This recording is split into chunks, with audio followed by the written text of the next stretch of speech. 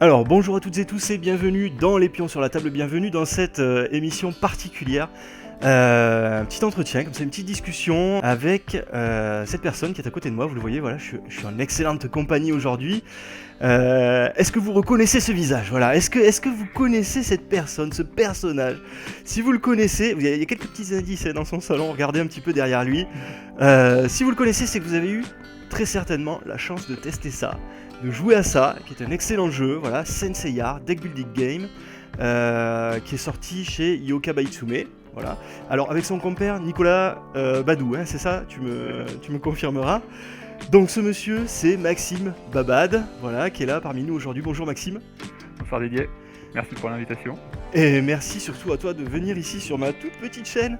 Et ça me fait vraiment très plaisir parce que c'est vraiment un jeu moi que j'apprécie tout particulièrement. Et puis surtout, on va pouvoir parler de tout plein d'autres choses ensemble. Et je suis vraiment ravi de t'avoir ici. Donc très rapidement pour les gens qui regardent, voilà, Maxime donc a travaillé sur Senseiya Deck Building Game. Il y a des extensions, notamment une qui est sortie déjà qui s'appelle Asgard. D'accord, on en parlera un petit peu histoire de refaire un petit peu le tour. Mais il y a les prévisions, voilà, ce qui n'est pas encore sorti. Ok. Donc Poséidon, tu confirmes? Je confirme. Pour tout de suite, pour demain. Voilà, et pour demain presque, c'est ça. Est-ce qu'on peut évoquer déjà même Hades peut-être? On peut en toucher deux mots. Très rapidement, voilà. Alors tu nous feras l'honneur d'en toucher deux mots, c'est parfait. Et puis il y a une actualité également extrêmement brûlante qui est Death Note. Ouais, là ça va vite arriver aussi après Poséidon, mais... Qui arrive quand? En avril, mai? Au printemps, on va dire, si tout se passe bien. D'accord, prends pas de risque, t'as raison, on sait jamais. Ouais, non, mais c'est clair que c'est un peu compliqué en ce moment, la production, le transport, tout ça, mais voilà, si tout va bien, c'est au printemps. Ça marche. Qui est Maxime Babad? Le grand Maxime Babad. Je dis le grand, alors en fait, c'est ton... En fait, Senseiya... Alors je vais pas me lever, mais... Tu mesures combien? Grand. Grand, d'accord. Alors je dis grand Maxime Babad, parce que moi j'adore le jeu, mais il faut savoir quand même, c'est ton premier jeu. C'est ça, hein? C'est mon premier jeu édité en fait, ouais, tout à fait. Quand Sensei est sorti, ça faisait quand même déjà quasiment 10 ans que je créais des jeux dans mon coin, mais voilà, sans forcément vocation à être édité. D'accord, mais que tu pratiquais avec des amis, avec tes proches. Voilà, c'est ça, et le hasard, le destin, un peu de tout ça a fait que j'ai rencontré Nicolas Badou. D'accord. Et Yoka, et puis de fil en aiguille, je me suis retrouvé à faire Senseiya parmi d'autres projets, parce qu'on avait plusieurs projets, on a même plusieurs projets ensemble depuis un certain nombre d'années maintenant. Et comment est-ce qu'on en vient à bosser sur Senseiya? Parce que toi, t'avais déjà pensé à adapter un jeu Senseiya dans ta tête? Non, alors pour Senseiya, c'est une idée qui venait de Yoka. Donc, d'accord. Comme je disais, j'étais déjà en contact avec eux, et notamment avec Nicolas, parce que moi je les avais déjà démarchés pour leur proposer d'autres protos.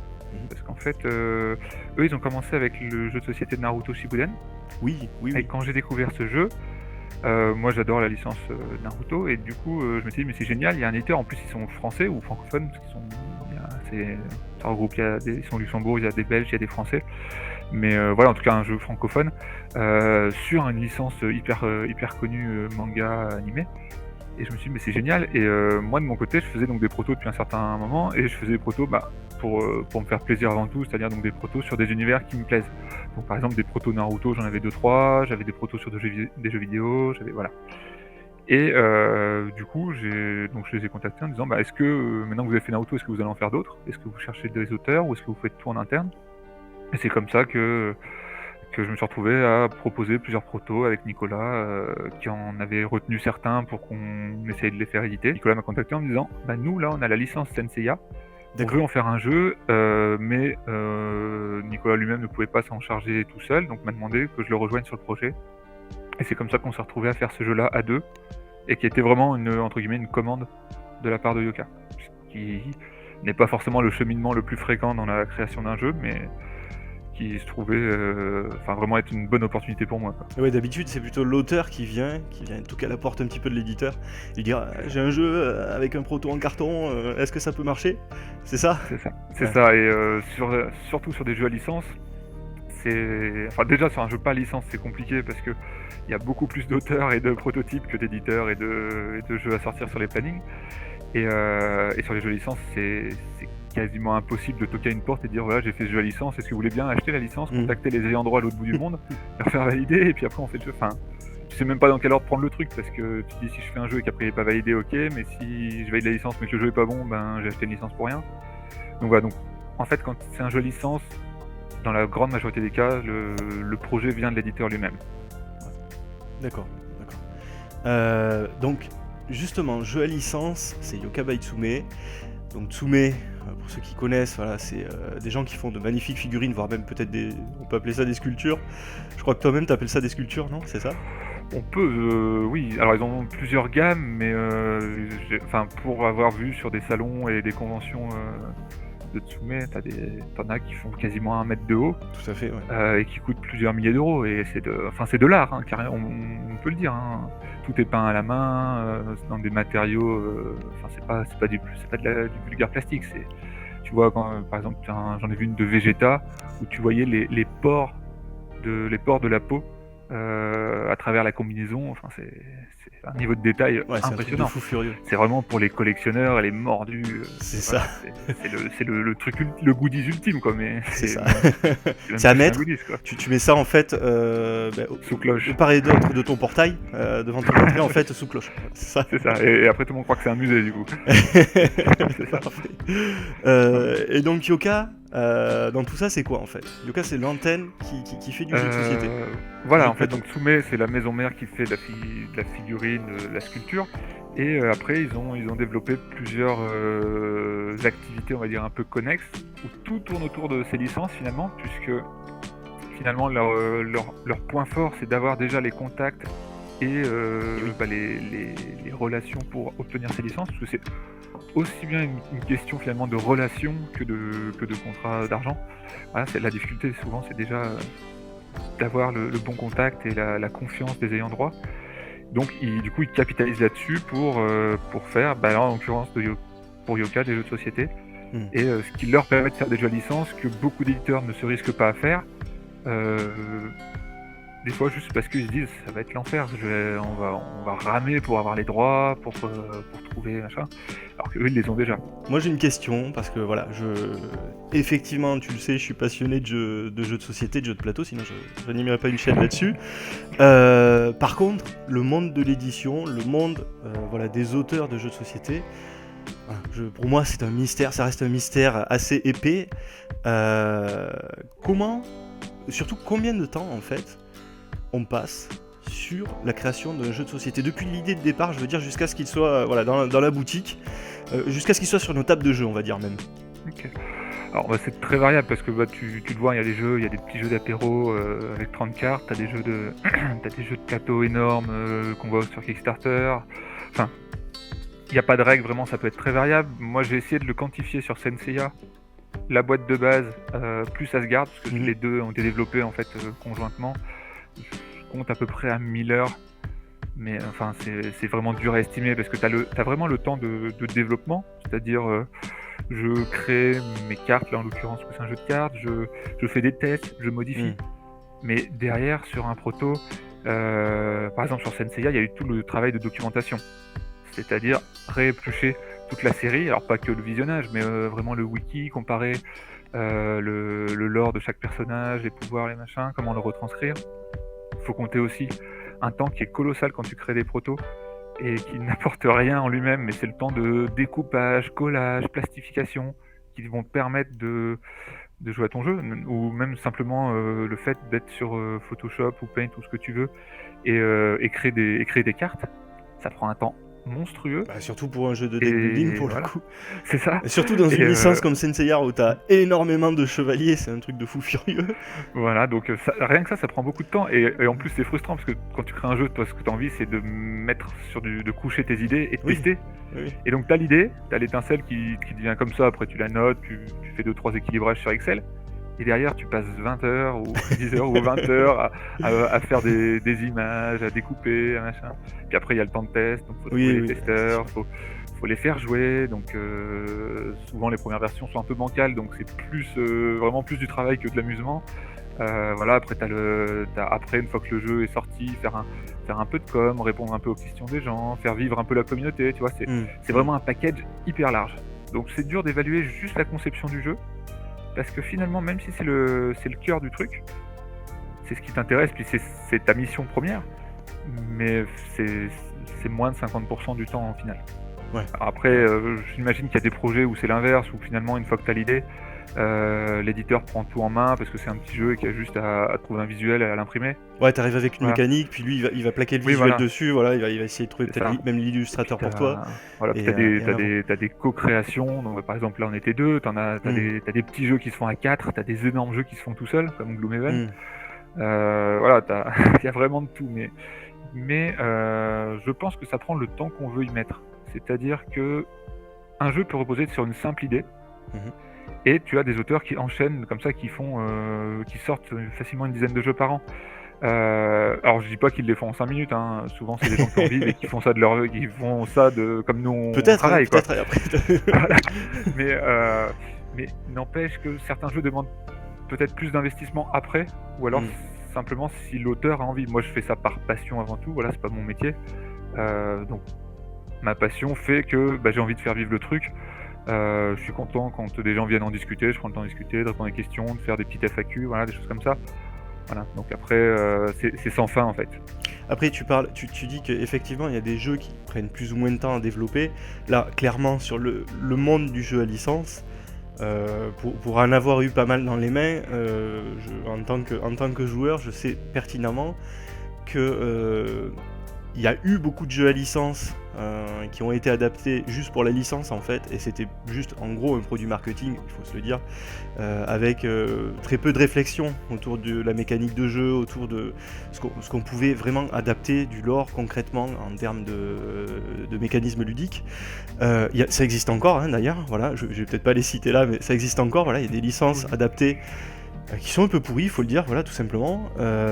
Toi, clairement, c'est pas ça. Si tu veux, quand on prend Senseiya en main, quand on lit la règle de jeu, on voit bien que c'est un jeu qui est fait par un passionné, on voit bien que c'est un jeu qui est fait par quelqu'un qui aime cet univers-là, et qui a envie de faire un jeu derrière, qui a envie de faire quelque chose d'intéressant, qui puise certainement son inspiration dans d'autres jeux qui l'ont précédé. Je pense, on est dans du deck building, donc c'est difficile de ne pas penser à du Dominion, etc., on est d'accord. Mais voilà, avec quelque chose derrière, de nouveaux mécanismes, quelque chose d'intéressant, avec une courbe d'apprentissage. C'est pas un jeu, c'est pas un jeu clé en main, familial on va dire, et c'est pas un jeu compliqué, Senseiya, attention, parce que voilà, je sais après la manière dont les gens pensent et tout, je suis pas en train de dire que Senseiya est un jeu compliqué, il est très simple d'accès en termes de règles du jeu, mais par contre c'est un jeu profond, c'est-à-dire que derrière, si on veut le bosser, si on veut le comprendre vraiment jusqu'au bout, c'est un jeu qui mérite d'être joué plusieurs fois. On le dit depuis le début, c'est une licence, c'est un jeu à licence. Donc du coup, il y a aussi le timing pour les ayants droit, pour faire valider tout ça. Je suppose que ça prend énormément de temps. Ouais,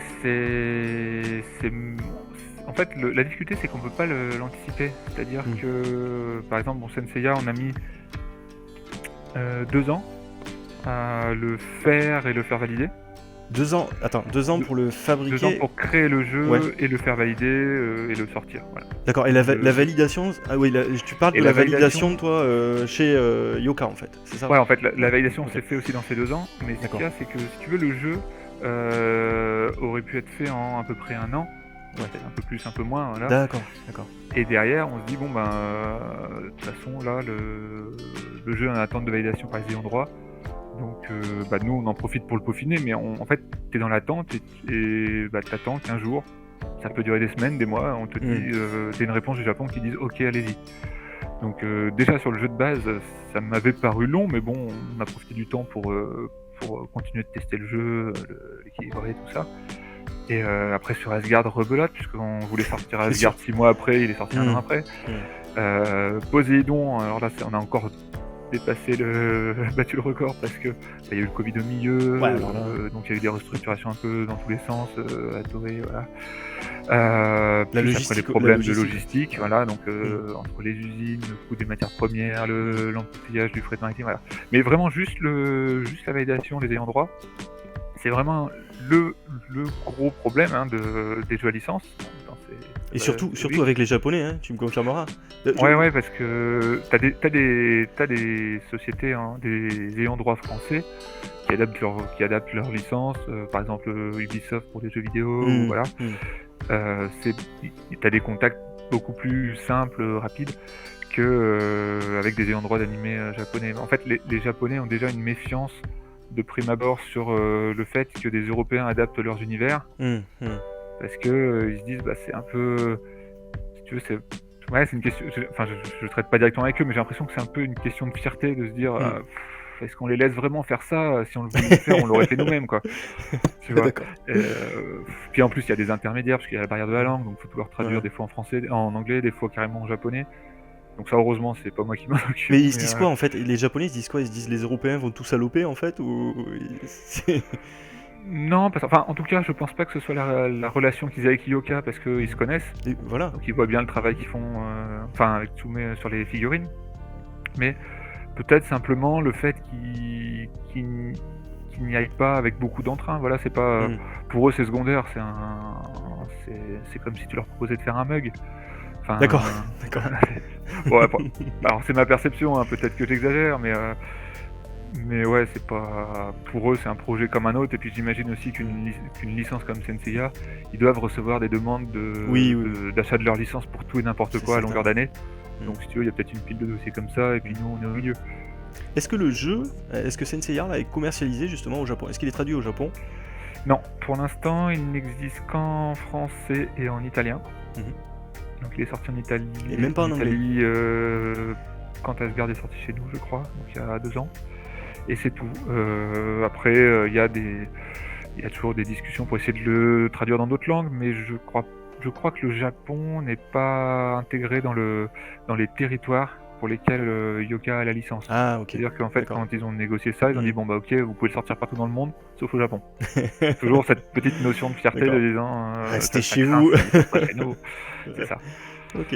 Donc bon, peut-être un jour, mais bon, si déjà on pouvait le sortir, ne serait-ce que dans d'autres pays autour de chez nous, ça serait déjà Ce pas serait mal. déjà pas mal. Ne serait-ce qu'en anglais déjà. Commencer peut-être par l'anglais. Je sais pas. Alors, moi, je reçois des sollicitations de fans de Senseiya, j'imagine, qui me demandent de temps en temps s'il existe en anglais ou en espagnol. Mais la licence, l'univers, l'animé Senseiya est très peu connu en Angleterre et aux États-Unis. Et donc, je sais pas si ça se fera un jour. Par contre, c'est très très populaire dans les pays hispanophones, donc Espagne et Amérique latine, où là, ils en sont vraiment dingues de cette licence.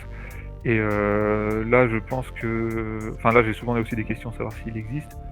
Et là, c'est clair que si un jour ça pouvait se faire, ça aurait un impact, je pense, ça aurait un impact, ça pourrait sortir sur plein de pays en même temps, parce que vraiment, il y a toute une population hispanophone qui a été bercée un peu comme nous, avec le Club Dorothée. Eux aussi, ils ont eu leur génération Senseiya, quoi. Alors c'est marrant ce que tu dis parce qu'en plus c'est vrai que quand tu vas regarder des extraits de Senseiya, c'est sur YouTube ou quoi que ce soit, souvent tu tombes sur des titres genre Los Caballeros del Zodiaco, des trucs comme ça et tout. Donc c'est vrai que c'est marrant de les voir parler en espagnol en plus du coup. Club Do. Ouais, puis dès que quand tu te balades un peu sur YouTube, tu te trouves toujours des trucs genre des voitures tunées, Senseiya, des grandes fresques murales qui font 50 mètres de long. À chaque fois tu dois être sûr que c'est en Amérique latine. Ils sont vraiment à fond. Parfait. Est-ce que tu aimes la série Netflix Senseiya? Je l'ai regardé avec mes enfants, ils étaient contents. C'est vrai. Bon, quelle horreur. Bon, on s'y attendait, hein, c'est pas... Une catastrophe. Surprise, moi je m'attendais à rien du surprise. tout. Voilà. Mais bon, j'ai quand même été déçu, tu vois. Non, moi je m'attendais à rien, j'ai pas été déçu, mais... Ok. Non, ça a l'avantage d'aller vite, tu vois. Mes enfants ils me réclament toujours la suite là, parce que ça s'est coupé avant les 12 maisons, c'est un peu ballot. Donc mes enfants me demandent régulièrement, ça fait 2 ans qu'on a vu. C'est quand? Bah, j'en sais rien, peut-être un jour.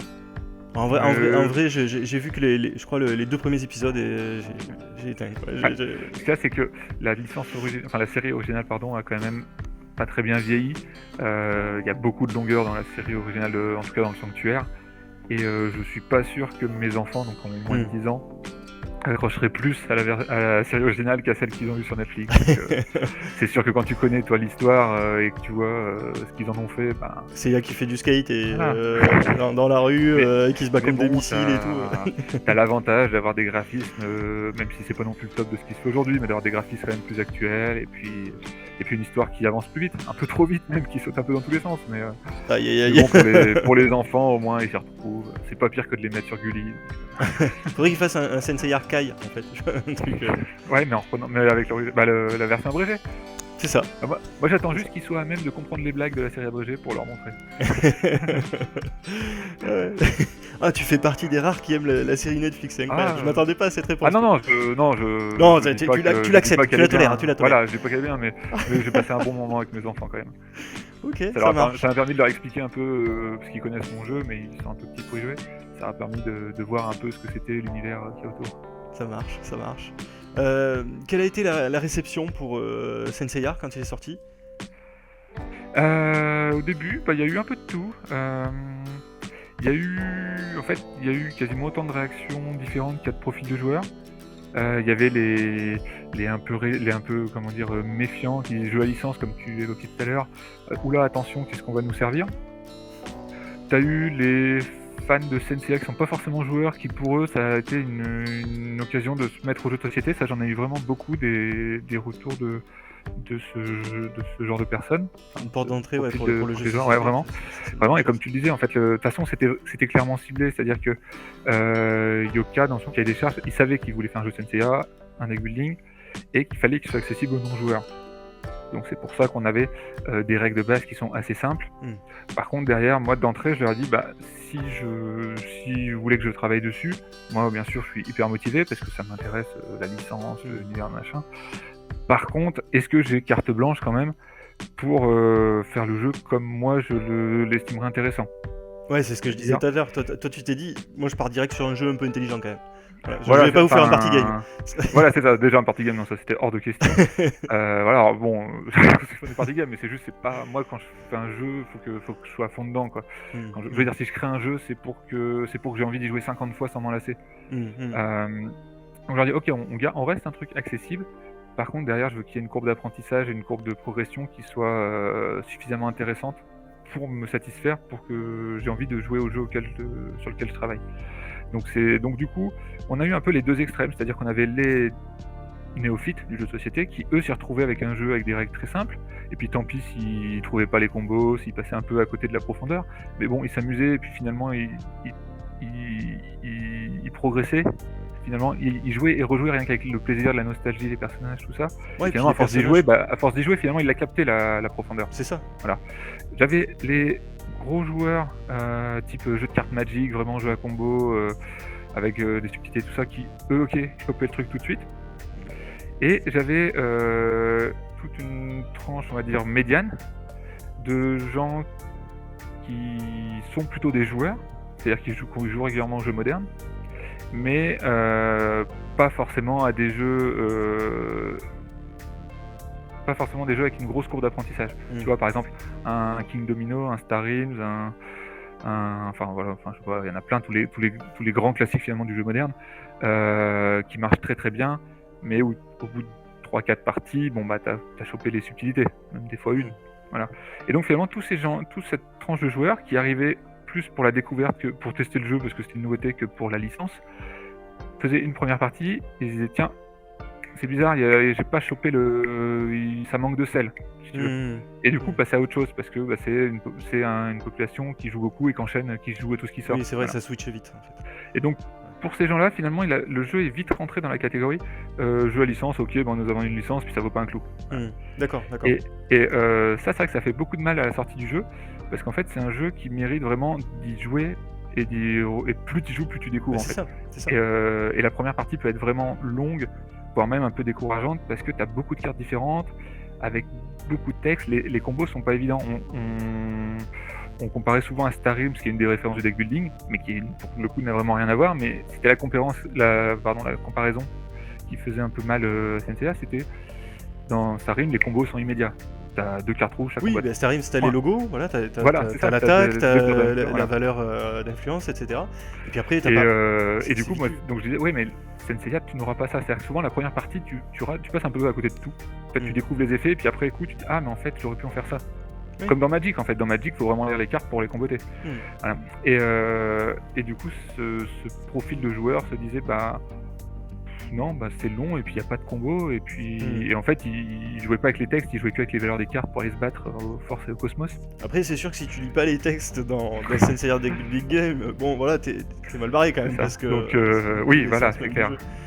Donc voilà, donc au début, ça a eu un peu de mal enfin, c'est pas que ça a eu de mal, parce que le jeu a quand même marché tout de suite, il a été en rupture, il a été numéro 1 des ventes et tout, mais il y a eu un petit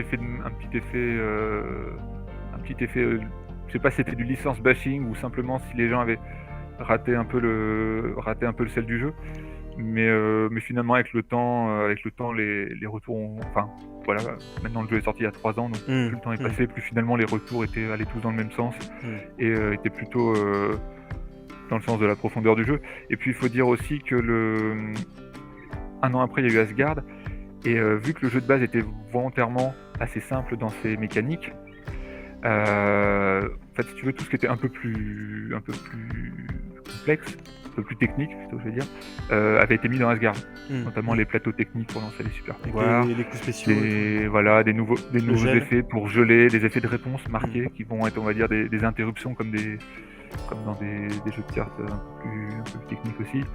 Voilà, donc tout ça était dans Asgard, et finalement Asgard a fait beaucoup plus l'unanimité que le jeu de base. Parce que les gens qui n'étaient pas très joueurs s'étaient déjà fait la main sur Senseiya, donc eux c'était le niveau d'après, donc c'était logique. Les gens qui n'avaient pas été convaincus par la profondeur du jeu de base, c'était beaucoup plus évident avec Asgard, parce que tu voyais clairement des options en plus qui s'ouvraient à toi, sans forcément avoir besoin de maîtriser le jeu. Et puis ceux qui étaient déjà à fond dans le jeu, ça leur a permis de continuer et de découvrir encore des possibilités. Donc ouais, Asgard a vraiment eu une excellente réception. Des bonnes critiques, des bonnes ventes aussi pour une extension, vraiment. Et du coup, ça a permis un peu de mettre entre guillemets tout le monde d'accord, parce que maintenant tout le monde n'est pas forcément d'accord sur la boîte de base, mais tout le monde est d'accord sur la boîte de base plus Asgard. Donc voilà. Ouais, j'ai l'impression que tout le monde... Enfin, moi en tout cas, dans mon cercle de joueurs, si tu veux, Senseiya, je sais qu'il y a des gens à qui je le présenterai pas, parce que je sais que justement, ils ne sauront pas apprécier ce degré de profondeur qu'il y a dans ce jeu-là, et qu'ils vont être perdus, je pense, parce qu'il y a peut-être trop de texte pour eux, etc., parce que je les enverrai plus justement sur un Star Realms. Par contre, je sais que j'ai des joueurs, si tu veux, qui vont être friands de ce type de jeu-là, qui vont essayer justement de comboter au maximum, et qui vont tout à fait comprendre, et qui l'ont compris dès le départ en fait, qu'il y avait énormément de choses à faire dans ce jeu, et qu'il y avait quelque chose... Alors, tu le saisis pas forcément, c'est vrai, à la première partie, parce que ça demande un peu de connaître certaines cartes. Je prends un exemple, alors je me rappelle plus du tout leur nom, excusez-moi, mais je sais que dans l'animé, il y a 2 mecs qui se battent avec des chaînes comme Shun, là, qui sont... les Spica. Ouais, c'est ça. Et donc du coup, dans le jeu, typiquement, c'est l'exemple qui me vient le plus rapidement à l'esprit, ça vaut le coup en fait d'avoir ces 2 cartes et de les jouer toutes les deux en fait, parce que je me rappelle dans l'animé, je crois qu'ils attaquent Shun justement en simultané, ils le chopent avec leur chaîne chacun de leur côté, et donc du coup ça s'est très bien retranscrit, bon respect de l'univers et de ce qui se passe dans l'animé, parce que c'est des personnages qui n'existent pas dans le manga, me semble-t-il, dans le manga de base, mais voilà, il y a un respect de l'univers, il y a un respect du comportement des personnages. Et il y a cette profondeur de jeu derrière, si tu connais les cartes en fait, qui est fort appréciable. Parce que tu sais que si, à la deuxième partie, tu connais les cartes, tu sais que si t'as Spica, tu vas essayer de collectionner l'autre, parce que tu sais que ça va être un combo puissant. Voilà. Mais tu sais que pour l'anecdote, genre 1 an après la sortie du jeu, j'étais à Octogone, donc le festival du jeu de Lyon. Et ils avaient organisé une séance de dédicaces, donc j'avais fait quelques dédicaces. Et j'avais un groupe de joueurs qui arrive et qui me fait alors tes combos, qu'est-ce que tu conseilles de faire, machin. Et les mecs, ils me sortaient des combos que moi-même tu j'avais connais pas. jamais rencontrés, quoi. Ah, moi j'aime bien quand je prends le chevalier du lion et derrière je fais l'armure du verso. Ah ouais, ça a l'air bien ce que tu fais, je le prends. Tellement de possibilités, il y a tellement de cartes différentes. Et Oui. puis les cartes jouent sur plein de notions, c'est pas juste Force Cosmos. Tu vois, c'est Mmh, mmh. vraiment, tu peux jouer sur la pioche, sur la meule, sur le placement des cartes sur la rivière, sur les flammes, et voilà, en fait, tous les aspects, toutes les facettes du jeu sont exploités par au moins une carte, au moins un Ouais. effet. Donc tu peux jouer avec tout, en fait. Donc ouais, il y a beaucoup à découvrir. Oui, il Et y a beaucoup à découvrir, je c'est pense pas. qu'avec les 2 extensions, là, avec Poséidon qui va arriver, c'est pas sans fin, mais je pense que j'ai pas fini moi-même de découvrir encore des trucs. Tu sais que je me suis planté lors de la première partie sur la règle la plus simple du jeu. C'était donc pour ceux qui connaissent pas Senseiya Deck Building Game, pardon. Il y a 2 monnaies d'achat. En gros, on va résumer ça en monnaie d'achat dans le jeu. Ouais. Je sais pas si ça te plaît la manière dont j'appelle ça. Non, Je sais pas ce que tu- non, mais c'est vrai que instinctivement, quand on joue, souvent on dit j'achète machin. Voilà, parce c'est que j'achète bah, quoi, machin, hein, même si c'est de la baston et c'est du le, cosmos, mais voilà, voilà, c'est le réflexe des autres deck building. c'est ça, il y a 2 monnaies d'achat pour schématiser, c'est la force et c'est le cosmos. Et en fait, le cosmos a un avantage, c'est que quand vous achetez avec le cosmos, c'est parfois plus cher, c'est très souvent plus cher, hein, tu confirmes. Ça vous permet en fait de ne pas passer par la défausse pour mélanger le jeu et puis que les cartes reviennent après. Ça permet de les avoir directement dans la main. Et nous, en fait, on a traité les achats de cartes de la même manière que ce soit pour du cosmos ou pour de la force. Voilà, je suis pas sûr que c'était le point de jeu, le point de règle le plus compliqué à appréhender, mais voilà, faut savoir Non, comment alors c'est après, planté. c'est vrai que c'est un point un peu spécifique. Voilà, il y a quelques points de règle quand même si les règles sont assez simples, il y a quand même quelques spécificités vraiment propres à l'univers. C'est-à-dire que on n'a pas juste pris un Dominion et puis on a mis les personnages de Sensei, on a vraiment On est fait d'accord, des hein, je règles parlais tout de à l'heure de base. Dominion, mais voilà, Voilà. vous Non, mettez mais pas en tête Dominion que c'est un Dominion. voilà, c'est ça. Et donc tu as quand même des mécaniques qui sont vraiment spécifiques au jeu. Donc par exemple le Cosmos, le principe c'est que si j'arrive à faire ressentir mon Cosmos à un personnage, il me rallie sans que j'ai besoin de lui refaire la façade, et du coup il est prêt à se battre pour moi tout de suite. Voilà, c'est un peu l'idée qu'il y a derrière. Et cette mécanique finalement de récupérer la carte et de la rejouer tout de suite est Ouais. vraiment spécifique à ce deck building là. T'as d'autres mécaniques, t'as les flammes pour les chevaliers d'or pour l'avancée de la partie, t'as les armures, Tout à fait, t'as les tout à fait. blessures, t'as plein de mécaniques qui sont vraiment dans le package de base du jeu, package de base, et qui sont pourtant vraiment taillés pour Senseiya. Tout à fait. Tout à fait, tout à fait. Puis il y a les effets aussi, les effets quand tu bats le chevalier, quand tu... Je crois que t'as même des... C'est les effets de sortie, c'est ça pour Asgard? Ouais, dans Asgard, Ouais, t'as des effets de sortie, c'est-à-dire que si t'as pas réussi à vaincre un... Alors c'est souvent les guerriers divins, si t'as pas réussi à vaincre un guerrier divin, et ben avant de disparaître tout simplement, il va quand même mettre une rafale à tout le monde. D'accord. Ok, ça marche. Alors je vais te faire une C'est un peu confidence, perfide. je vais être Ouais. très honnête avec toi, j'ai pas acheté Asgard. Voilà, j'ai pas acheté Asgard Ah, pour... c'est dommage, t'aimes le jeu de base en plus. Mais oui, mais alors attends, je voulais l'acheter parce que je me suis dit, en plus moi je veux jouer avec les chevaliers d'Asgard, j'adore cet arc. Ok. Pour ceux qui ne savent pas, c'est un arc filler quand même. L'arc Asgard, et je pense que c'est le meilleur filler de tous les temps en termes d'anime japonais. Qui tient la route, qui est super et tout. Et je voulais l'acheter parce que je me suis dit, je vais récupérer comme ça les cartes des soldats d'Odin et tout. Et puis en fait, si tu veux, quand j'ai vu qu'il y avait les pouvoirs, quand j'ai vu qu'il y avait le gel, etc., je me suis dit, aïe aïe aïe, est-ce que ça va pas alourdir le jeu en fait? Alors déjà, ce qu'il faut savoir, c'est que Asgard sera également indispensable pour avoir Poséidon. C'est-à-dire D'accord. que tu es obligé de les prendre dans l'ordre, si tu les prends. Et de toute façon, je pense que Asgard, enfin, de toute façon, oui, je viens de le dire, il est obligé pour avoir Poséidon, mais apportera plus de nouveautés, enfin apporter plus de nouveautés Ouais. qu'en apportera Poséidon, parce qu'en fait Asgard apporte des nouveautés, et ensuite Poséidon capitale dessus. Qu'est-ce que tu réponds toi aux gens qui comme moi se sont dit putain ça va alourdir le jeu, tant pis c'est pas pour moi? Alors, sur la durée du jeu, ça l'augmente un petit peu, c'est-à-dire que sur le jeu de base, quand tu le maîtrises, tu peux le jouer en 1 heure. Sur Asgard, on va être plutôt sur 1h15. D'accord. Pas drastiquement, mais ça le rallonge un petit peu. Après, il y a quand même des garde-fous, c'est-à-dire qu'il y a certaines cartes qui ont des effets qui vont du coup faire défiler la rivière pour plus vite revenir à des personnages d'or qui vont t'enlever des flammes. D'accord. Voilà, ça permet de limiter.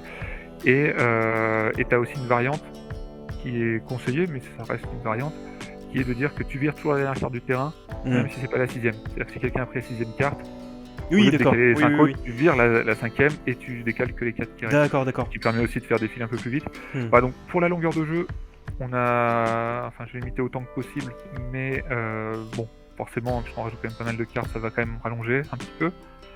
Et après, pour ce qui est vraiment de la mécanique de se creuser la tête, pas tant que ça, parce que Hmm. finalement, ce qui rajoute une couche de technicité, on va dire, c'est le plateau technique. Voilà. Parce que t'as toujours, là où avant t'avais toujours deux tableaux sur lesquels faire regarder, c'est-à-dire faire regarder ta main et fallait regarder ce qu'il y avait sur le terrain. Parce que souvent en combattant, ça déclenche aussi des effets vaincus, des effets de terrain, voilà. Donc t'avais un peu ces deux tableaux à essayer de faire matcher ensemble. Et avec ton plateau technique, ça te fait un troisième tableau. Et c'est vrai que là, du coup, tu te creuses un peu plus la tête, Oui, mais c'est ça. tu ne peux pas balancer des techniques à chaque tour parce qu'il faut gagner de l'énergie. Oui. Il faut recharger ton énergie pour les lancer. Et donc généralement, tu te préserves pour le moment opportun. Ou alors, si t'es vraiment coincé, ben là, tu sacrifies un peu d'énergie pour lancer un truc. Mais finalement, faut plus voir ça comme un gain de puissance qui va te permettre plus vite d'aller taper des personnages forts et faire plus de choses pendant ton tour. Donc c'est vraiment plus un gain de puissance qui te débloque et qui t'aide qu'un truc qui te ralentit parce que tu te fais des nœuds au cerveau. D'accord. Même D'accord. si tu auras peut-être un peu des fois où tu vas quand même t'en faire en disant, quand tu sens qu'il y a un gros coup à faire, tu dis alors attends, si je fais ça, je peux avoir ces Mais c'est deux-là. ça. Mais peut-être que si je fais ça, et là du coup tu dis bon. C'est le côté calculateur, tu vois, tu te crames les neurones un petit peu plus, quoi. Mais c'est, je sais pas, en mode vraiment analysis paralysis. Ouais. Ça va t'arriver peut-être une fois dans la partie, puis encore à peine. Un Senseiya, la boîte de base, ça se vend à combien d'exemplaires? Alors, j'ai pas forcément tous les chiffres parce que moi c'est Yoka qui me les communique et on fait un point une fois par an, donc là on l'a pas encore fait par exemple pour l'année dernière. Mais de ce que j'en sais, on doit être autour de 15 000, si je dis pas de bêtises.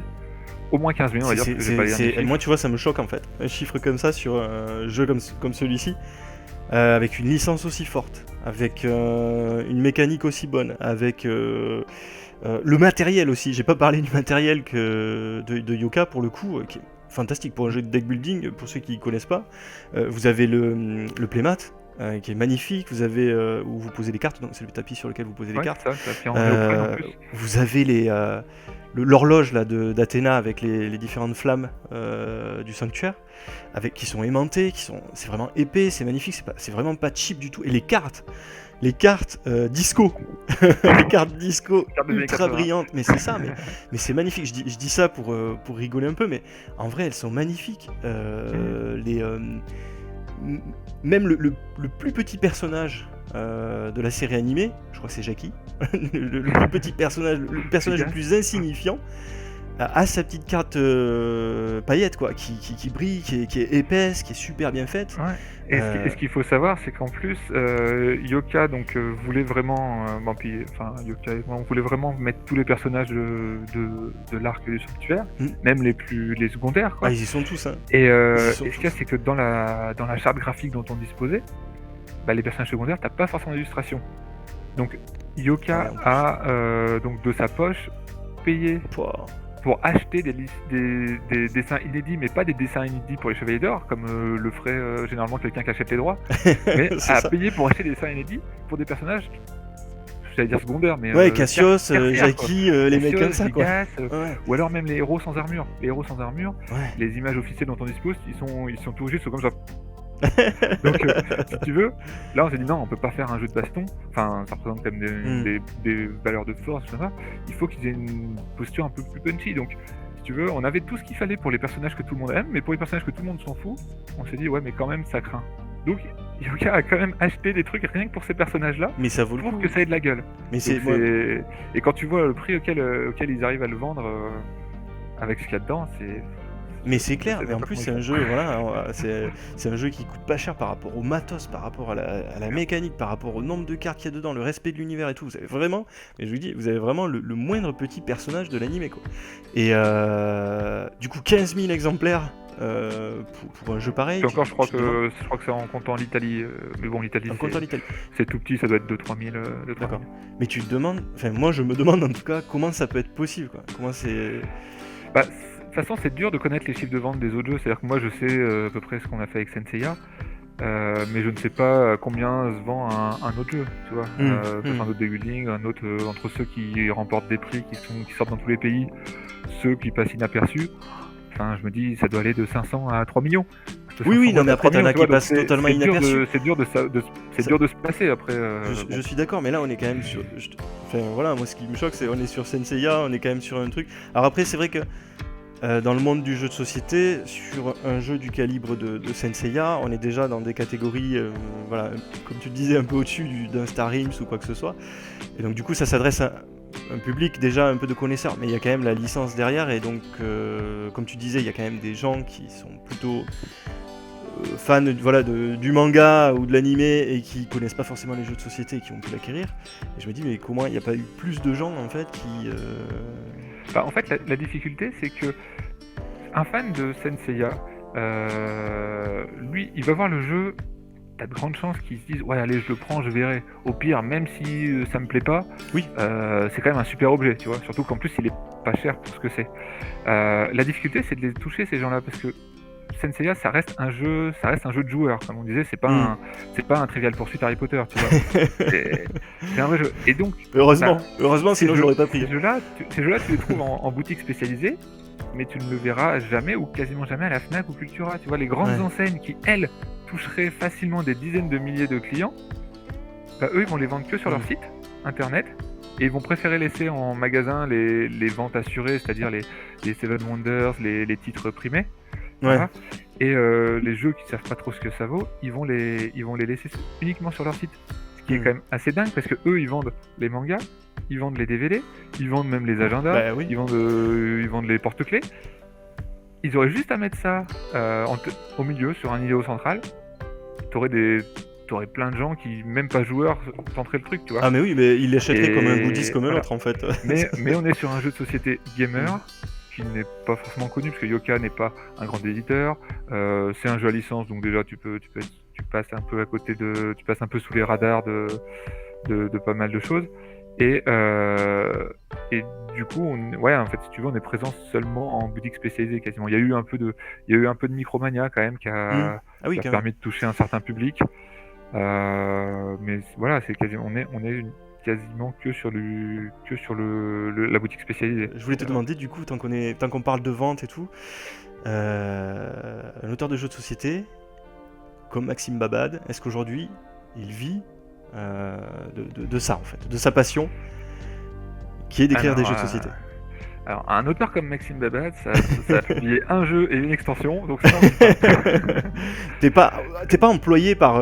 faut bien le comprendre, ça, t'es pas employé par une maison d'édition, toi, Voilà, bah de toute façon, généralement, quand vous achetez un jeu de société et que vous voyez le nom de l'auteur, c'est que le nom de l'auteur n'est pas employé par l'éditeur, sinon l'éditeur ne met pas d'auteur, ils l'ont développé eux-mêmes, voilà. Mais bon, 90, oui. 95, peut-être même plus, % des jeux qui sortent sont par des auteurs qui, du coup, sont indépendants. C'est ça. Et donc, ils signent un contrat d'édition avec l'éditeur. Et en fait, l'éditeur lui achète les droits de sa création, sa propriété intellectuelle, et le rétribue avec un pourcentage des ventes. Voilà, c'est ça. Donc après, non, c'est très difficile d'en vivre. Alors si tu ramènes ça en taux horaire, bon, je te disais par exemple 1000 heures pour Senseiya et Asgard. 15 000 ventes. Voilà, 15 000 ventes, même si c'était tout pour moi. On va dire que je rentrerais dans mes frais. Donc voilà, et sachant qu'un auteur, la norme c'est entre 4 et entre 5 et 10%. Je sais plus, après il y a plein de nuances, c'est un Kickstarter ou pas, voilà. On va dire entre 5 et 10% du prix de vente, mais c'est le prix de vente au distrib. Sachant que le prix de vente au distrib, tu fais x2 par rapport au prix de boutique. Donc voilà, donc c'est vraiment pas grand chose, et c'est clair que tu mises sur le nombre. Tu mises sur le nombre pour espérer, et si ton jeu ne se vend pas, ben voilà. Mais après 15 000 ventes, c'est pas si mal pour un jeu sur le marché français. Voilà, t'as plus de jeux qui sont en dessous qu'au-dessus. Oui, non, mais ça je pense, il n'y a aucun souci là-dessus. Vu le nombre de sorties par an, en plus, c'est tout à fait compréhensible. Mais non, j'ai pas l'ambition d'en vivre, parce que pour en vivre, il faut multiplier les sorties. Et tu vois, moi je préfère prendre mon temps. On en reparlera sans doute en parlant de Death Note, où là j'ai vraiment pu prendre mon temps. Je préfère prendre mon temps et faire un jeu qui me plaît, et surtout que ça reste une passion, plutôt que devoir me mettre à faire des jeux un peu plus petits, un peu plus rapides à créer, pour pouvoir en sortir 5 par an et pouvoir, s'il y en a un qui marche pas, il y en a un autre qui marche un peu mieux, voilà. Donc non, je préfère que ça reste une passion, faire ce qui me plaît. Et de toute façon, voilà, c'est tellement, enfin, je veux pas dire que ça paye pas parce que c'est quand même bien d'avoir une passion qui te rapporte un peu d'argent, mais ça paye pas suffisamment pour que ça soit ta motivation première, tu vois. Si j'ai fait Senseiya, si derrière je fais Death Note, si derrière je fais encore d'autres projets, c'est pas pour espérer en vivre, hein. C'est vraiment parce que ça me plaît de faire des jeux et d'avoir les retours des joueurs, les gens qui en parlent, qui en jouent entre eux, qui apprécient, voilà, c'est surtout ça. Oui, c'est le Et fait. après, t'as des gens qui c'est arrivent à en gratifiant. vivre et voilà. T'as des gens qui arrivent à en vivre qui souvent qu'on fait un carton sur un jeu qui va être adapté dans 50 pays, Oui, ou alors qu'en sortent plein. Ou alors, puis t'as les grands noms qu'on connaît tous, hein, les Catala, les Boza, les Blancs, qui eux ont fait les deux. Ils ont fait certains jeux qui ont cartonné partout et qui en plus en sortent régulièrement. qui sont Donc, méga eux, prolifiques pour le coup, c'est incomparable. voilà, donc eux peuvent se permettre d'en vivre et j'imagine qu'ils en vivent décemment, sans problème. Mais t'as aussi beaucoup de gens, enfin beaucoup d'auteurs qui vivent de ça sans forcément en vivre très bien. Mais simplement, c'est aussi avant tout la passion qui les incite à continuer. Parce que, et eux, pour le coup, ils vivent de leur passion, donc c'est quand même Après, appréciable, j'imagine. j'imagine, je me mets à ta place 2 secondes, tu vois, j'imagine que donc je grandis de quelques centimètres, j'imagine que c'est ultra gratifiant de voir la communauté parler de ton jeu, d'approuver le jeu, de valider le jeu, et de les voir aussi passionnés, partie après partie, découvrir de nouvelles choses, etc. etc. Je pense que c'est surtout ça qui fait... C'est très chouette. Puis vu que Senseiya a déjà un univers avec une communauté déjà active, déjà vivante, qui du coup se retrouve complètement dans le jeu, parce que le jeu reprend les mécaniques et le lore de la série.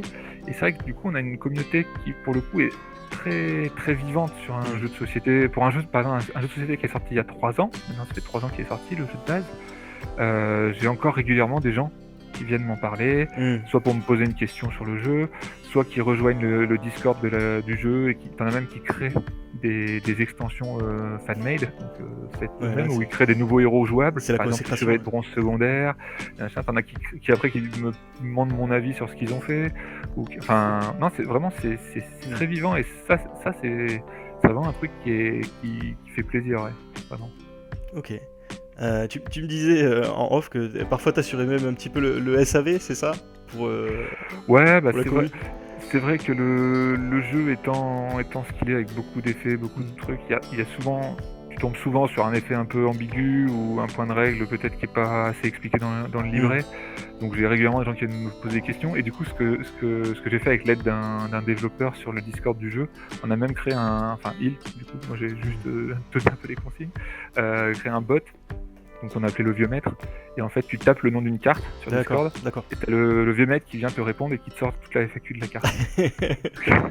Ça m'a soulagé un peu. Le vieux maître, c'est le maître de Shiryu, c'est ça? C'est ça, le petit tout assez, la violet, ouais, qui regarde la cascade nuit et jour. C'est ça, sur la cascade, je sais plus comment elle s'appelle. Mais il sait tout sur le jeu. Le fameux chevalier de la balance. Tu sais pas comment il rentre dans son armure lui, mais c'est terrible. On va peut-être passer au cœur du sujet, désormais. Alors, l'extension Poséidon qui sort dans quoi, début février? Ouais, c'est ça. Le distributeur récemment a communiqué début février, sans doute, enfin de ce que j'ai compris, la première semaine de février. Donc voilà, bon, le jeu a déjà été reporté plusieurs fois pour divers problèmes, j'évoquais rapidement tout à l'heure. Ouais. Là, on avait annoncé le 28 janvier, finalement ça sera une semaine plus tard. Bon voilà, il arrive, il est presque là, donc cette fois on y est. Donc ça fait quand même 2 ans, ça fera presque 2 ans et demi que Asgard est sorti, donc là je pense que l'attente a été longue. Alors ça apporte quoi cette nouvelle extension? Alors, ouais. Ça change quoi là? Ça apporte déjà à peu près une 50aine de nouvelles cartes comme Asgard, donc des cartes qui reprennent forcément les personnages de l'arc. Les généraux, les Marina, c'est ça? Les généraux Marina, il y aura également des gardes Marina, il y a aussi Tétis. C'est ça, voilà. Ouais. On aura également des nouvelles versions de nos héros. On continue de les monter en puissance avec une version or, où ils ont leurs armures transcendées, c'est-à-dire dans la série ils ont leur armure qui ne change pas de design, mais qui est recouverte d'or temporairement. Et après ça disparaît. Donc on a cette mécanique dans le jeu qui en fait te permet de récupérer une version or de ton héros, donc encore plus puissante, mais qui a l'utilisation unique, et ensuite la carte repart. D'accord, Voilà. d'accord. On va avoir les piliers, c'est-à-dire que quand tu bats un général Oui, Marina, tu auras le pilier associé qui devient disponible, enfin entre guillemets disponible sur le terrain et que n'importe qui peut essayer de détruire. ouais, c'est les piliers qui maintiennent chaque océan C'est pour ça. vous remémorer un petit peu. Voilà. Et en plus, quand tu bats des généraux Marina, tu vas pouvoir récupérer une arme de la balance, donc ça sera des petits jetons qui te Oui. donnent un bonus pour détruire le pilier. C'est-à-dire que tu bats un général Marina, toi tu gagnes l'arme, une arme de la balance, et le pilier devient destructible par tout le monde. Mais donc bon, tu te dis bah c'est moi qui l'ai battu, mais n'importe qui peut le détruire. Oui, sauf Ouais. que toi, t'as l'arme de la balance qui va te rendre la destruction plus facile. Oui, donc il vaut mieux que ce soit le mec qui est équipé, qui se poutre le pilier. Voilà. On va avoir les cartes. Alors un petit paquet de cartes épopées qui est en fait un genre d'événement permanent qui est en parallèle. C'est-à-dire qu'au début de la partie, tu en révèles une et qui te change un point de règle ou qui te rajoute un objectif, qui peut même des fois basculer sur un mode semi-coop. D'accord, T'es en mode d'accord. compétitif, mais t'as un objectif commun et si on n'y arrive pas, toute la partie est perdue. Donc du coup, on est obligé un peu de tirer dans le même sens sur cet objectif-là. Et au bout d'un certain moment, c'est-à-dire en nombre de flammes, l'épopée prend fin et une nouvelle survient. Et on D'accord, reprend un d'accord. peu comme ça les événements marquants de toute la série. Par exemple, le tournoi, Oui, t'en as sur le tournoi galactique, t'en as sur la montée des eaux, t'en as sur voilà. J'imagine que c'est extrêmement bien fait étant donné le respect de l'univers qu'il y avait dans la boîte de base, j'ai aucun souci là-dessus. Et après, bah, t'as le gros ajout qui est le mode coop. Donc le mode coop, pour le coup, on va enlever le terrain et à la place, on va voir. Alors là, par contre, je l'ai à disposition, je l'ai sous la main, je l'avais préparé quand même. On va voir ça, c'est-à-dire alors, l'éclairage est pas top, mais voilà. Donc vous avez le sanctuaire sous-marin qui est en 2 morceaux qui se montent. Très bien. Et sur lequel vous allez monter votre pilier central. Ok, Et sur parfait. le pilier central, on a une petite molette en haut. Hop, là, il se casse la figure, mais c'est pas grave, c'est parce que je le tenais mal. Là, ça tient pas la route ce matériel, c'est terrible. N'achetez pas ce jeu, n'achetez pas cette extension, messieurs, dames. Au milieu, tu as une molette comme ça qui te permet de suivre la montée du niveau de l'eau. D'accord, d'accord. Et oui, Et parce en fait, qu'Athéna est piégée dans le pilier. Voilà, exactement. Et voilà. Et l'objectif du jeu, ça va être de réussir à détruire les 7 piliers. Donc en fait, autour du plateau, tu vas avoir 7 piles de cartes. Et en dessous de chaque pile, tu auras un général Marina et le pilier. Oui. Et on va devoir vider les piles en affrontant les personnages. Et ce qu'il y a, c'est que pendant qu'on fait notre petite partie en mode coop, le niveau de l'eau va monter comme ça. Et quand il arrive à 7, c'est perdu. Donc le but, c'est de péter tous les piliers avant. Et bien sûr, si c'était que ça serait encore trop gentil. On va avoir également, à chaque fin de tour, c'est-à-dire à chaque fois que tous les joueurs ont fini leur tour, il va y avoir une vague qui va déferler sur le sanctuaire sous-marin et qui va récupérer les cartes et les attribuer à Poséidon. Sauf que chaque carte que Poséidon récupère, s'il y a un effet dessus, genre un effet détruire, blesser ou n'importe quoi, il nous l'envoie dans les dents. Voilà, donc ça se complique un peu. Et donc, plaisir d'offrir. C'est ça. Et donc toutes ces cartes-là, on va les mettre dans le pilier central. Et à la fin de la partie, si on n'a pas réussi à détruire les 7 piliers, bah, on va compter les points que Poséidon a récupérés. D'accord. On va comparer aux points de tous les joueurs et plus un malus pour chaque pilier qu'on n'aura pas détruit. Et voilà. Et ce qui fait le sel de ce mode-là, hormis le fait qu'on change de configuration puisqu'on est sur un plateau. Alors d'ailleurs, je ne l'ai pas précisé, pardon. En fait, on a des petits pions comme ça, donc chacun prend le pion de son héros et on se déplace physiquement autour du. D'accord. Ouais, maintenant on a des pions carrément. On a des pions carrément. Voilà, c'est ça. Donc tu te déplaces de pilier en pilier en disant bah tiens, par exemple sur cette pile-là, c'est un chevalier d'or. On est en début de partie, je suis pas capable de le vaincre. Je vais aller voir au pilier d'en face si j'y suis. Voilà. Et de toute façon, il y aura toujours un moment où il y aura que des mecs balèzes sur chaque pile, et donc on peut se débloquer, on peut se donner des cartes. D'accord. C'est-à-dire que si tu as des personnages qui sont face au même pilier, ils peuvent se donner des cartes, ce qui fait que l'autre se retrouve avec une main de 7-8 cartes, et là d'un coup ça débloque la situation. Okay. Mais le problème c'est qu'après tu as un joueur qui est amoindri, donc après à un moment il va falloir lui renvoyer l'ascenseur, sinon il pourra plus rien faire du tout. D'accord. Et pour te déplacer, il faut défausser des cartes. Donc tu peux pas non plus aller où tu veux quand tu veux, parce que sinon tu fais plus rien de ton tour. Ok, et quand est-ce que tu crées l'antidote contre les virus qui ravagent la planète du coup? Est-ce que tu vois à quoi je fais référence ou pas? Ouais, non mais c'est vrai. C'est vrai que moi aussi quand j'y joue, alors c'était pas forcément voulu, hein, parce que je l'avoue, je suis pas un grand fan des jeux coop à la base. J'aime bien pouvoir un peu assaisonner mes adversaires. Et c'est vrai que le produit final, donc après tous les tests, les équilibrages, tout ça, je me suis dit tiens, ça me fait penser à du Pandémique, effectivement. Ce côté, bon, il n'y a pas d'objectif secret. On est vraiment dans de la coopération pure et dure, la fraternité, l'amitié, toutes ces valeurs que certains attendent depuis le jeu de base. Tout à fait. Donc là, on est vraiment à fond dedans. Donc il y a vraiment un un aspect on discute librement, voilà, moi je peux faire ci, est-ce que quelqu'un veut jouer en premier parce que moi je suis bloqué, il faudrait et on se retrouve finalement à planifier notre tour, mais pas notre tour à nous, mais notre tour de tous les joueurs. Et oui, oui. Et du coup, t'as tellement de possibilités, surtout si tu joues avec les plateaux techniques. Tu dis, bah attends, lui il me bloque, bah attends, parce que moi si je lance ma technique en premier, je peux le virer, et du coup ça te libère le chemin. Oui, mais attends, parce que si tu balances ta technique, tu vas faire quoi du reste de ton tour? Parce que t'as quoi en main? Ah bah alors, attends, dans ce cas-là, je joue avant, je viens vers toi, je te file une carte, comme Ouais, ça, toi tout à tu peux fait. te déplacer. Et ouais, c'est sympa, et tu pourrais presque y jouer en solo, parce que, bah, comme je disais, il n'y a pas Ah oui, de, y a tout à pas de fait. prête, il n'y a pas d'objectif secret, donc voilà. Simplement, t'as tellement de possibilités qu'il faut être schizophrène rang or pour jouer tout seul les 5 héros, quoi. Donc Mais après, ça c'est c'est un vrai. peu mon garde-fou, tu vois. Je me dis si tu peux pas y jouer en solo, qu'il y a vraiment un intérêt à jouer à plusieurs, c'est que t'as réussi ton mode coop, quoi. Ouais. Et c'est vrai que c'était le seul truc que j'avais dit, alors pas dans la vidéo de présentation de Senseiya d'origine, mais je l'avais repris dans un de mes marathons ludiques. J'avais dit c'est dommage qu'il n'y ait pas un petit mode coop en fait dans la boîte de base pour reprendre un petit peu l'esprit de l'animé. On est tous là pour sauver Athéna, parce que c'est vrai que dans le jeu de base c'est plus on est en confrontation en fait, ce qui est pas déplaisant, hein. Moi j'aime bien me poutrer la gueule, il y a aucun problème là-dessus, mais c'est vrai que pour être vraiment en raccord avec l'univers, un petit mode coop, ça aurait été plutôt sympa. Donc maintenant il existe. Non, mais après c'est vrai que le jeu de base, on va dire qu'on est dans l'état d'esprit du début de la série où ils se battent chacun comme, enfin chacun veut être le meilleur. Ouais. Mais bon, c'était pas. Moi, ça m'avait jamais semblé indispensable. C'est-à-dire que t'as plein de jeux, que ce soit jeux de société, jeux vidéo, Naruto, Dragon Ball, où finalement c'est des jeux de baston. Et on s'est jamais dit, ah bah non, faut pas faire se battre Sangoku contre Sangohan, ils sont pérés, Oui. ça n'arriverait jamais. Oui, Oui. mais on s'en fout, on va les voir se battre, quoi. Tu vois, c'était un peu l'idée. Donc moi, je me suis dit, enfin, je m'étais toujours dit, je pense que Yoka avait la même réflexion, de ce qui nous intéresse, c'est de retrouver tout le casting et retrouver les combats, la montée en puissance, les 12 chevaliers, les flammes qui s'éteignent, voilà. Et finalement, l'aspect coop compétitif, pour nous, ça nous semblait pas primordial. Mais c'est vrai que ça a été beaucoup réclamé. Ouais. Je pense que ça a été une attente, parce que là tu prends l'exemple de Dragon Ball, mais typiquement Dragon Ball est rythmé par des tournois réguliers, etc. Alors que Senseiya, t'en as un en tout début t'en as que un au de début, la série, ouais. Et puis après c'est vachement le pouvoir de l'amitié, quoi. C'est très ça. Oui, c'est vrai que c'est peut-être plus que les autres mangas ou animés phares. Mais après, c'était pas. Ouais. Honnêtement, personnellement, c'était pas rédhibitoire pour moi. Hein. C'était juste. Je me suis juste dit, tiens, voilà, s'il y avait eu un mode coop dedans, ça aurait été pas mal. Mais voilà, tu prends l'exemple de DC Comics, des Good Game. Pour le coup, il n'y a pas de mode coop dedans. Oui, voilà, il y en a eu un, mais qui est arrivé plusieurs boîtes après, du coup. Ouais. Et pourtant c'est la même chose. Voilà, c'est ça. Et c'est la Justice League qui se poutre la gueule, en fait. C'est typiquement ça, quoi. Donc, et je suis même pas sûr qu'on lui ait fait ce reproche-là, pour le coup. Ouais, non, mais c'est pour ça, je pense qu'il y avait eu un effet un peu boule de neige porté par le fait que certains n'avaient pas forcément apprécié le jeu, et du coup, bah, c'était un des arguments, on voulait du coop.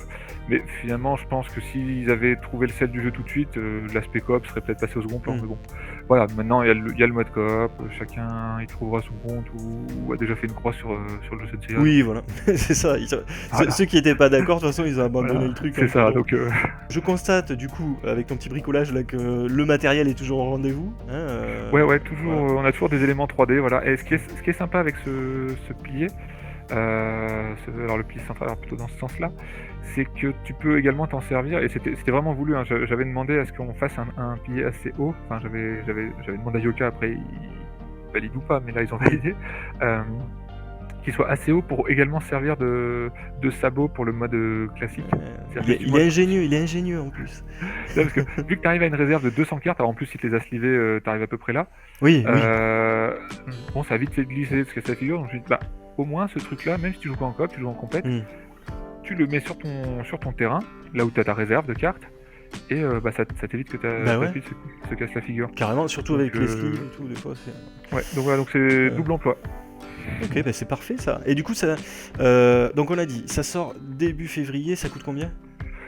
Ça sera le même prix qu'Asgard, donc entre 20 et 25 €, plutôt 25 € je pense. Ok, ça marche. Est-ce qu'on peut parler un petit mot, voilà, parce que je sais que c'est vraiment au début, voilà, de la création de Hades, donc l'extension ultime certainement pour cette série de jeux. certainement. Certainement, hein, il y a des petites surprises peut-être. Non, mais enfin, non, ça serait en extension, oui, ça serait la dernière, mais après, il y a l'idée encore de faire une boîte ultime qui servirait de rangement pour tout mettre dedans. Voilà, il y a une big box. Ouais. Et sans doute que dedans, on rajouterait quand même 2-3 petits bonus, Alors, mais si oui, tu à nous proprement annonces, parler, ça serait que Hades. si tu nous annonces une sortie de jeu inspirée de la série Netflix, je te le dis d'office, celle-là par Ah, contre ouais. je l'achète pas. Bon, alors, attends, t'as 2 secondes, je vais prévenir Yoka, on va Ah changer. ouais, quelle bonne idée. Non, non, mais oui, enfin, à proprement parler, oui, Hades devrait être la dernière extension, parce que de toute façon, il a toujours été prévu, c'est-à-dire dès le lancement du projet, donc sauf catastrophe industrielle, mais il avait toujours été prévu de faire toute la boucle, c'est-à-dire du sanctuaire jusqu'à Hades. Voilà, au moins couvrir toute la série. Après, on parle pas d'Omega ou de Last Canvas ou machin, parce que après c'est d'autres univers, d'autres droits. Et donc du coup Hades, ça mène quoi? Donc Hades s'avance. Alors pour l'occasion, pour Hades, je serai à nouveau avec Nicolas Badou.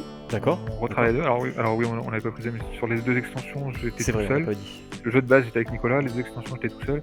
Et sur Hades, on s'y remet à 2 parce que c'est quand même un gros morceau.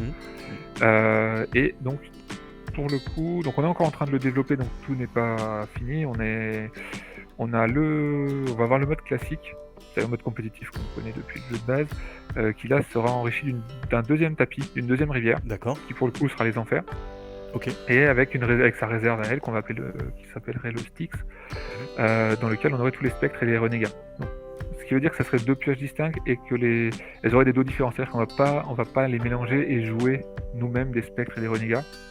Là, pour le coup, on n'est plus du tout dans l'armée d'Athéna, on n'est plus du tout dans des gens qui sont capables de se rallier à Athéna.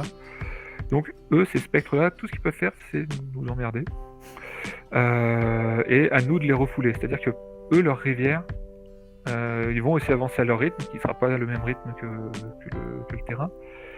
Et ils vont forcer la porte des enfers, et quand elle cède, ils vont venir entraver les joueurs. C'est-à-dire, ils vont venir dans ta zone, ils vont se poser devant toi, et ils vont te faire des effets négatifs tant que tu t'en débarrasses pas. On est vraiment dans le mec qui te barre la route, quoi. Ouais. Et donc, nous, il faudra qu'on s'en débarrasse, parce que tant que tu les as, tu as des effets négatifs, et en plus des points de victoire négatifs. Et tu vas pouvoir également aller toi-même avec ton petit pion qu'on va récupérer on utilisera les pions de Poséidon, tu vas pouvoir aller te balader dans les enfers. Tu vas pouvoir te balader dans les enfers et affronter les mecs dans les enfers avant qu'ils ne sortent. D'accord. Pour les éliminer définitivement. Et tu pourras également, il y aura une autre. Alors on n'utilisera pas le cosmos, parce que là, comme je disais, l'idée c'est pas de les rallier à soi. Par contre, on aura une nouvelle monnaie qui sera les âmes. Et en fait, quand tu vaincras un personnage des enfers, donc Spectre ou Renégat, tu gagneras des jetons d'âme qui te permettront ensuite, si tu le souhaites, tu pourras les dépenser pour invoquer un des personnages des enfers et le mettre directement dans la zone d'entrave d'un autre joueur. D'accord. Ah. Ok. Tu vas pouvoir aider les spectres à sortir pour aller embêter les autres. D'accord. Et donc finalement, tu auras le choix soit de les affronter par la force pour les détruire, soit de les invoquer et les envoyer chez quelqu'un. Ok. Et puis après, tu auras plein de rajouts, puisque on aura encore nos héros, la version encore supérieure, ils pourront évoluer en version or permanente, ils auront une version divine, donc avec les ailes là, pour aller dans les légions. On aura les sens, la montée des sens, c'est-à-dire qu'on commencera tous avec 5 sens, et sous certaines actions, et sous certaines actions qui dépendront de ton perso. Selon le perso que tu joues, tu gagneras pas des sens de la même façon, mais tu vas pouvoir atteindre le 6e, le 7e, le 8e sens, qui te donneront chacun un effet différent, un bonus différent que tu pourras utiliser une fois par tour. On aura pas mal de reliques. Donc les reliques, si t'as pas Asgard, tu connais pas, mais c'est un nouveau type de carte. C'est un peu comme des armures, tu les mets devant toi, tu les équipes. Elles restent en jeu tant que tu ne les utilises pas, en fait, comme les armures. Sauf que chacune a un effet très différent. Par exemple, on a l'urne d'Athéna qui te permet de sceller une carte, donc ça c'est dans Poséidon. D'accord. Mais dans Poséidon, par exemple, tu as une relique qui est l'urne d'Athéna, tu peux sceller un personnage, donc tu prends un personnage que tu veux de la défausse d'un adversaire, et tu le mets sous l'urne, et il n'appartient plus à l'adversaire, il t'appartient tant qu'il est scellé. Et après, c'est à l'autre de venir déceler l'urne avec du cosmos pour la récupérer. Ok. Voilà. Donc on aura plein de reliques également dans Hades, avec le chapelet de Chaka, le pendentif de Hades. Que j'ai là, je l'ai le chapelet. Vous le voyez pas parce qu'il est tout petit, mais j'ai la figurine Chaka. Voilà, donc il y aura plein de choses. Et en plus de ce mode-là, on aura, ou en tout cas on travaille à faire, parce que là pour le coup c'est l'étape suivante, on est vraiment dedans là, un mode duel. Donc pas un mode duel simplement jouer à deux au jeu, parce que le jeu se prête déjà au jeu à deux, il n'y a pas de souci, mais un mode spécial, spécifique, duel, où sans doute qu'il y aurait un joueur qui jouerait les Chevaliers d'Or renégats, l'autre qui jouerait les Chevaliers d'Or encore en vie, et on referait le premier acte d'Hadès, c'est-à-dire la reconquête des 12 maisons par les renégats, et le joueur or essaierait de le refouler, et voilà. Mais bon, là je peux pas en dire plus, qu'on est donc ça importe encore dedans, tout plein de cartes, tout plein de modes de jeu supplémentaires. On se retrouve. Si on a toutes les extensions, en fait, on se retrouve avec vraiment un jeu ultra complet là pour le coup. Ah bah ouais, mais c'est vraiment l'objectif, hein, c'est que qu'on n'ait rien oublié, et surtout d'être fidèle toujours. C'est-à-dire que quand on crée des cartes, quand on crée des personnages, à chaque fois avec Nicolas on épluche le wiki du personnage pour bien être sûr de ce que fait le personnage, son niveau de force, sa relation avec les autres. Alors, des fois c'est hyper frustrant parce que t'as des personnages qui servent à rien, mais de rien, rien du tout. Je prends le sanctuaire, t'as Capella, celui qui a la... Oui, je vois lequel c'est le cocher ça, non? Ouais, Capella du cocher, et t'as Iki dans la série qui trace un trait par terre et qui dit le premier qui franchit cette ligne, il est mort. Oui. Et forcément, t'as un bonnet qui dit ça, même pas peur, il franchit la ligne, il se fait tuer. Qu'est-ce que tu vas lui trouver comme pouvoir à ce truc-là? C'est vrai. Donc du coup, par exemple, pour le sanctuaire, ce mec-là, on lui a mis un pouvoir qui en fait nécessite de le sacrifier. Il a pas de force, ce mec il a 0 force, et il a simplement en effet le détruire, et... en fait c'est le Grido de Senseiya, c'est la chair à canon quoi. Et donc j'en rigole parce que vraiment on s'est tapé un délire, mais on rigolait un peu jeune avec Nicolas. On avait Yvan du Troll, je crois que c'est Yvan du Troll dans Hades. Alors là. Et en fait, ça ne te parlera pas parce que dans l'animé on donne même pas son nom. D'accord. En fait, dans l'animé, t'as Yoga qui court pour aller je sais plus où, et t'as un mec qui se pose devant, il fait « Je suis !» Et là, t'as Yoga qui le tue. Parfait. Le mec, il a même pas de nom, quoi. Pourtant, j'ai le manga, je me rappelle pas de et en fait, du coup, on s'est interrogé, on a regardé on a creusé le truc, et en fait, officiellement, le nom de ce personnage n'a été dévoilé que 10 ans plus tard dans une encyclopédie. Dans une encyclopédie en plus. Donc voilà, donc qu'est-ce qu'on fait de lui? Eh ben, vous le saurez... Je pense que la carte est à moitié, voilà. Non mais comment on se sort d'un truc pareil quoi? C'est ça. Donc des fois on en rigole, on se dit mais... Tu sais ce qu'ils ont fait, c'était justement, je parle de Grido, mais dans le Star Wars JCE, t'as une carte Grido où quand il apparaît en fait il prend direct des dégâts. Moi c'était ça le délire, tu vois. C'est le même truc quoi. Voilà, donc on essaie quand même de trouver un effet raccord, et du coup à chaque fois c'est l'occasion d'avoir un petit truc un peu rigolo. Enfin un peu rigolo, un peu original en tout cas. Et donc là je sais plus les dates qu'on a mis, mais je me rappelle qu'on a trouvé ça assez sympa. Après on voit que tu rigoles, on voit que vous vous éclatez avec ça quoi. Ouais non mais des fois on se dit en fait c'est là que tu vois que ça a mal vieilli ou que c'était un peu kitsch, parce que des fois t'as des trucs... Mais bon, mais souvent ça permet d'aller sur des trucs un peu originaux aussi. Je pense que c'est ce qui fait aussi, c'est ce qui a fait que le jeu de base a des effets aussi variés qui jouent sur tous les tableaux. Parce qu'à chaque fois on se dit tiens ce truc là par exemple le corbeau, son pouvoir c'est de prendre Athéna et de l'emmener, et ben on va dire qu'il peut prendre une carte et la déplacer. Oui je me souviens. Et du coup tu te dis bon il y a une carte dans tout le jeu qui permet de déplacer, tu peux pas vraiment faire de mécanique autour. Sauf que quand t'as le mec, et ben tu te rends compte que ça ouvre plein de possibilités. Oui c'est ça. Non mais c'est très cohérent, y a pas de doute là-dessus, c'est très cohérent. Moi quand je vois les cartes, c'est clair que les pouvoirs, la façon de la jouer, c'est tout à fait cohérent vis-à-vis de l'animé. Quand on le connaît bien, y a pas de souci avec ça. On est d'accord que le plus fort de tous les chevaliers du sanctuaire, ça reste Chaka de la Vierge quand même. Il suffit d'ouvrir les yeux, voilà. Non. C'est en tout cas celui qui a les faveurs des fans. Mais bon, je sais que les fans s'écharpent à peu près toutes les 2 heures sur le sujet, donc... C'est pour ça que j'aime bien le relancer, tu vois. Donc je me garderai de donner un avis, mais il est dans les favoris. J'ai encore vu un sondage ce matin où il était numéro 1, mais ça se joue c'est tout à fait normal, c'est tout à fait normal. Attends, c'est d'être le plus proche de Dieu, ils arrêtent pas de le dire, il suffit d'ouvrir les yeux. Ah bon, Dieu est bienveillant, Dieu n'a pas besoin d'être une brute pour être proche de Dieu. Mais il se bat. Mais il est bienveillant, il se bat, il croit se battre pour la justice. Il est un peu con, tu vois, mais voilà, il voit pas le malaise, mais sinon il croit faire le bien, donc. Ouais, beaucoup quoi. Je te demanderai, quel est ton arc préféré, tiens, dans Senseiya? Pas le sanctuaire. Déjà, je trouve que vraiment il a plus mal vieilli que les autres. J'ai une préférence pour Hades. surtout le premier tiers d'Hadès, celui dont je parlais, les D'accord. montées des maisons, parce que je trouve que c'est celui qui est le plus profond, finalement, avec les motivations qui diffèrent Mhm. entre chaque personnage et le double jeu. Puis aussi, c'était un peu le début de la 3D, t'as des effets qui sont un peu chouettes, des effets spéciaux qui vraiment, tu vois que t'as une génération d'écart avec le début de la série. Ouais, Hades et le premier tiers d'Hades. D'accord.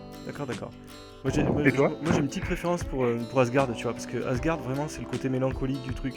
Avec, tu sais, Ouais, ils ont tous. t'as une BO qui est géniale Ah, hein, sur Asgard. la musique est fantastique, et Et- puis ils ont tous une histoire, mais tous les chevaliers d'Odin, là, ils ont tous une histoire, mais c'est à pleurer à chaque fois, tu sais, ils ont tous Ouais, vécu. ouais, je trouve qu'ils nous tirent un peu trop les Après, larmes des ils yeux à tirent à chaque fois sur fond, tu leur vois, mais enfance, mais ils tirent à fond, mais sur moi, ça marche du tonnerre, en fait, c'est incroyable, c'est incroyable. Et encore aujourd'hui, hein, honnêtement, et avec cette musique en plus derrière et tout, je trouve que... Et puis en plus, ils ont des armures qui sont extrêmement classe.